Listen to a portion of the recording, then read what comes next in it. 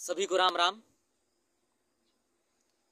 बड़ी दुखद बात है, अभी हमारे देश में, हमारे भारत देश के दक्षिण भारतीय एक राज्य है जिस राज्य का नाम है तमिलनाडु। इस राज्य में हमारे बिहार और उत्तर प्रदेश के जो भी हिंदी भाषा बोलने वाले लोग हैं, वहाँ पर अपने रोजगार के उद्देश्य से गए थे काम करने के लिए।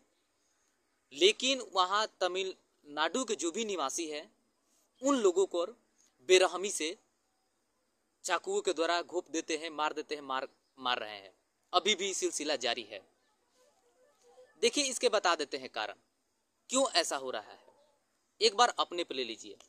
जैसे कि मान लीजिए कि आपका कोई भी राज्य है, अगर आपके राज्य में किसी भी तरह की कंपनी हो, उस कंपनी में अगर आप 20,000 रुपये में काम करें मंथली, और वहीं अगर किसी दूसरे राज्य से आए व्यक्ति अगर 10,000 रुपये में काम करते हैं, तो याद रखना कि आपसे वो बेहतर है, क्योंकि कंपनी के लिए बेहतर है, आपके लिए नहीं बल्कि वो कंपनी के लिए बेहतर है। इसलिए कि आपको अकेले 20,000 रुपये देते हैं, जबकि आपके 20,000 में 2 व्यक्ति को खटाएंगे।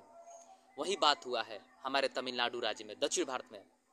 हमारे उत्तर प्रदेश बिहार के लोग गए हैं काम करने के लिए, वहाँ पर जाकर बहुत कम रुपये पैसे में ही मजदूरी में लोग काम करने रहे अपनी जीविका चलाने के लिए। क्योंकि हमारे बिहार में, उत्तर प्रदेश में बहुत कम कंपनियां हैं, जिसके कारण लोग अपने रोजगार के उद्देश्य से बच्चों को पालन पोषण करने के लिए, जीविका चलाने के लिए लोग अन्य राज्यों में जाकर काम करते हैं। कहीं भारत के कहीं भी, किसी भी जगह, विदेश में कहीं भी जाएंगे तो हमारे बिहार और उत्तर प्रदेश के लोग मिलेंगे। लेकिन बता देते हैं कि इनका सबसे मूल अगर कारण कहा जाए कि इसमें सबसे बड़ा गुनाहगार किनको कहा जाए, तो वो है हमारे नेता।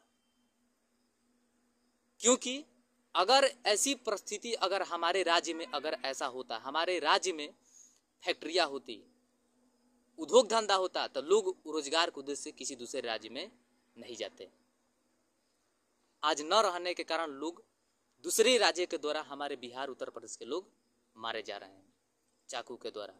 कितनी गुनाह की बात है। नेता जिनसे प्रेमघंत जी कहते हैं कि जिन लोगों से धोती नहीं संभरती हैं, वो देश संभालने के लिए तैयार हो जाते हैं। जीत तो जाते हैं तमाम वादाओं के साथ, लेकिन जीतने के बाद क्या करते हैं?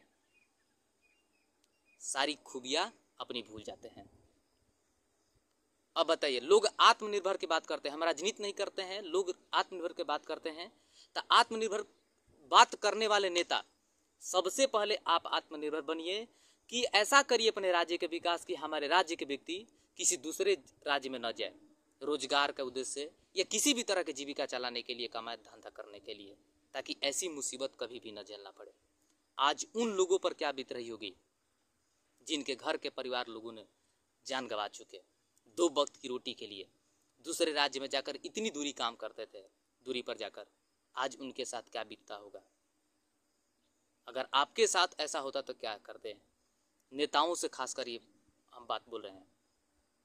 लेकिन उन लोगों के लिए भी परेशानी हो रही है, क्योंकि अगर आप जाकर वहां पर काम करते हैं तो उन लोगों को रोजगार नहीं मिलेगा। इसीलिए स्थानीय लोग क्या करते हैं, पकड़ पकड़ कर हमारे उत्तर प्रदेश और बिहार के लोगों को, हिंदी जो बोलने वाले लोग हैं, उनको बेरहमी से पीटा जा रहा है, जो बहुत दुखद है, सोचने और समझने वाली बात है। हालांकि ऐसी हत्या करना गुनाहगार है। उन लोगों को भी सोचने और समझने की परख रखना चाहिए। अगर ऐसे उन लोगों को अगर परेशानी हो रही है, तो अपने आसपास के जो भी नेता हैं, किसी भी तरह का अधिकारी हो, कंपनी हो, उनसे जाकर बात करना चाहिए कि हमको रखिए काम पर, इन लोगों को विदा कर दे, नहीं तो हम ऐसे ऐसे करेंगे। आज अगर पहले से ये बात हो रही होती तो ऐसी घटना नहीं देखने को मिलता। चलिए, सभी को राम राम।